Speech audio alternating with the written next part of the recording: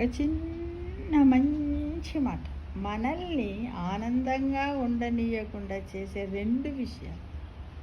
మనం ఎంత ఆనందంగా ఉందామన్నా మన మనస్సు ఉండనివ్వదు. అవి ఏంటి? ఆ 2 విషయాలు. ఒకటి, గతాన్ని ఎక్కువగా తలుచుకోవడం. రెండవది, ఇతరులను గమనిస్తూ ఉండడం.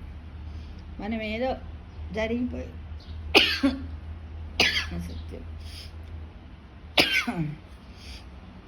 జరిగిపోయింది. గతంలో నువ్వు ఎక్కువ కష్టపడ్డావా, నువ్వు ఎక్కువ బాధపడ్డావా, ఎక్కువగా ఏడ్చావా, ఎక్కువగా డబ్బు సంపాదించుకున్నావా ఏంటి?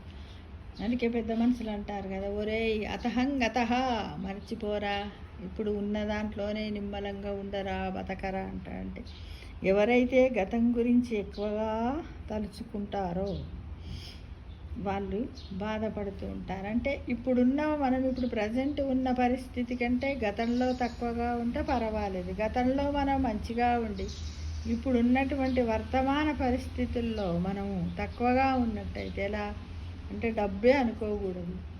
ఆరోగ్య విషయంలో కానీ, పిల్లల విషయంలో కానీ, సంపద విషయంలో కానీ, మనం చేసే మంచి పనుల విషయంలో ఇవన్నీ ఉంటాయి.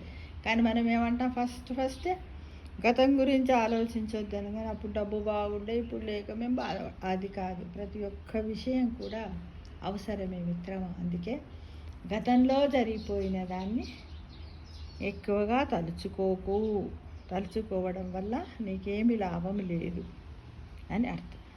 ఇతరులను ఎక్కువగా గమనిస్తూ ఉండడం. కొద్దిమంది ఏం చేస్తారంటే ఎంతసేపు తన గురించి మర్చిపోతారు. పక్క వాళ్ళు ఏం చేస్తున్నారు, వీళ్ళు ఏం చేస్తారు, వాళ్ళు ఎట్లున్నారు, వీళ్ళు ఎలా వండుకున్నారా, వీళ్ళు కనపడ్డారా, చేశారు. ఈ రోజుల్లో మాత్రము ఇప్పుడు నవడేస్ సొసైటీలో ఇది ఒక దారుణమైనటువంటి ఏమనొచ్చు దీన్ని, ఈ ఆలోచన ఎక్కువైపోయింది. పక్కోళ్ళ గురించి ఆలోచించరు, పక్కోళ్ళ గురించి వాళ్ళని గమనిస్తూ ఉంటారు. అమ్మ వాళ్ళు ఎలా ఉన్నారు, ఎలాంటి బట్టలు కట్టి, ఎలా ఫుడ్ తింటున్నారు, ఎలా అవసరమా నీకు?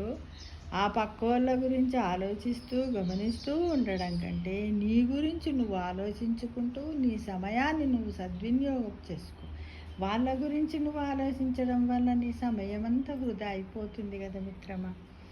ఎందుకు నువ్వు ఆ విషయాన్ని గమనించడం లేదు? దానివల్ల నీకేమన్నా లాభం వస్తుందా? నష్టమే వస్తుంది కదా. వాళ్ళ గురించి ఆలోచించే బదులు రేపు నేను భవిష్యత్తులో ఎలా ఉండాలి, నేను పోవాలంటే కొన్ని మంచి కార్యక్రమాలు చేయాలి, ఈ పరమాత్మను నేను స్మరిస్తాను, ఈ పురాణాలు చదువుతాను, కొత్త విషయాలు తెలుసుకుంటానని ఎన్నో రకాలుగా మనము మనస్సుకు నచ్చ చెప్పుకొని ఒక టైం టేబుల్ పెట్టుకొని, ఒంటరి వాళ్ళము కాదు, అందరూ మన వెంటే ఉన్నారు, మనం అందరి వెంటనే ఉన్నాము అనుకుంటూ ఆలోచిస్తూ పుస్తక పఠనం చేస్తే ఎంత బాగుంటుంది మిత్రం.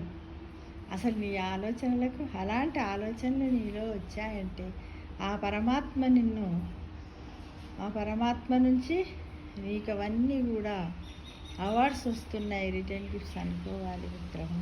అందుకే ఇతరులను ఎక్కువగా గమనిస్తూ ఉండడం మానుకో మిత్రమా.